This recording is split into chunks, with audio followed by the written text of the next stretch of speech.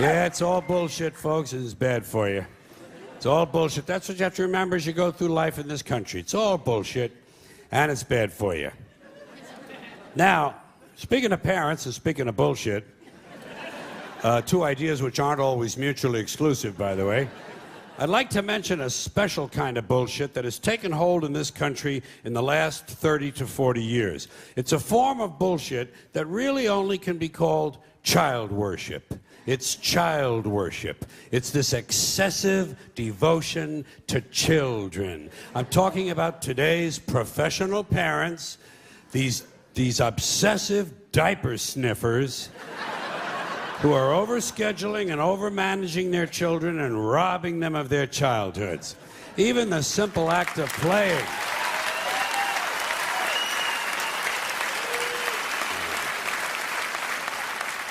Even the simple act of playing has been taken away from children and put on mommy's schedule in the form of play dates. Something that should be spontaneous and free is now being rigidly planned. When does a kid ever get to sit in the yard with a stick anymore? You know, just sit there with a fucking stick. Do today's kids even know what a stick is? You know?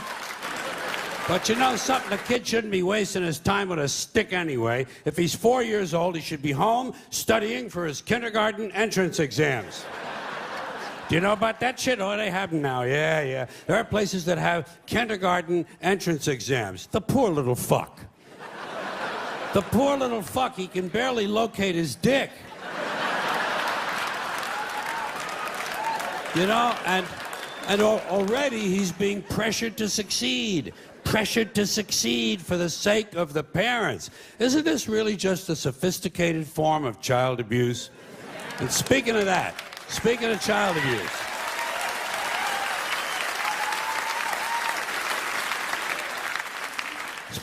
abuse, next up, grade school. Grade school, where he won't be allowed to play tag because it encourages victimization. And he won't be allowed to play dodgeball because it's exclusionary. And it promotes aggression. Standing around is still okay. Standing around is still permitted, but it won't be for long because sooner or later some kid is going to be standing around and his foot will fall asleep and his parents will sue the school and it'll be goodbye fucking standing around.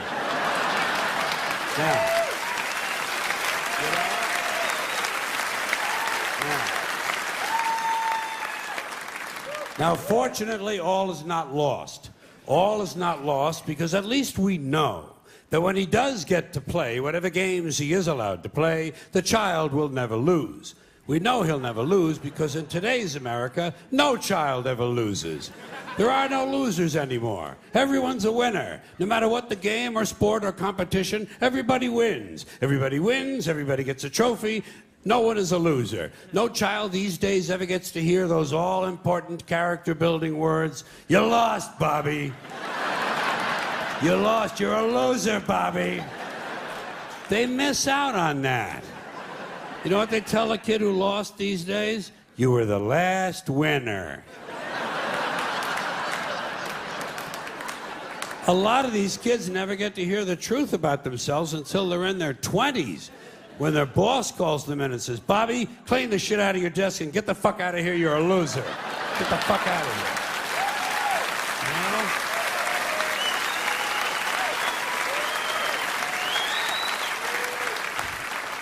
Of course, Bobby's parents can't understand why he can't hold a job. In school, he was always on the honor roll. Well, what they don't understand, of course, is that in today's schools, everyone is on the honor roll.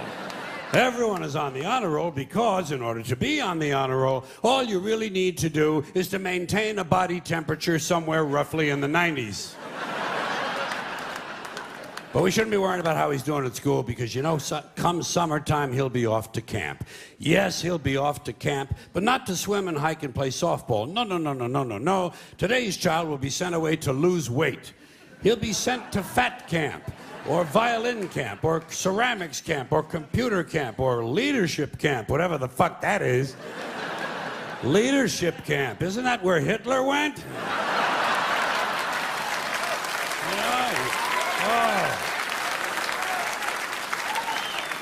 Specialized, structured summer camps. Gotta keep the little fucker busy, don't they? Gotta keep the little fucker busy. Wouldn't want him to sneak in a little unstructured time in the woods. That wouldn't be any good. God knows he might start jacking off. Now, all of this stupid bullshit that children have been so crippled by has grown out of something called the self-esteem movement. The self-esteem movement began in 1970, and I'm happy to say it has been a complete failure. Because studies have repeatedly shown that having high self-esteem does not improve grades, does not improve career achievement, it does not even lower the use of alcohol, and most certainly does not reduce the incidence of violence of any sort. Because as it turns out, extremely aggressive, violent people think very highly of themselves.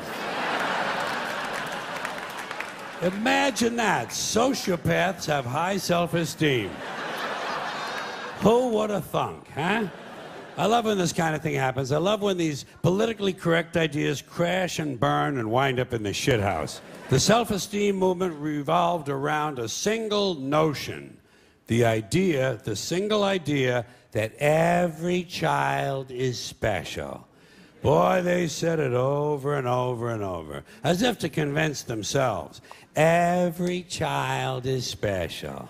And I kept saying, fuck you. Every child is clearly not special. Did you ever look at one of them? Did you ever take a good close look at one of these fucking kids? They're goofy. They're fucking goofy looking. They're too small. They're way too fucking small. They're malapportioned. Their heads don't fit their bodies. Their arms are too weird and everything. They can't walk across the room in a straight line. And when they talk like I got a mouthful of shit. They're incomplete. Incomplete. Unfinished work. I never give credit for incomplete work. Now, P.T. Barnum might think they're special, but not me. I have standards. But let's say it's true. Let's grant this. I'm in a generous mood. Let's grant this proposition. Let's say it's true as somehow every child is special. What about every adult?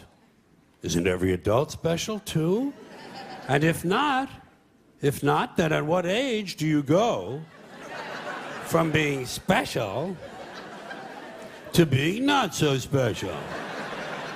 And if every adult is special, then that means we're all special, and the whole idea is all its fucking meaning.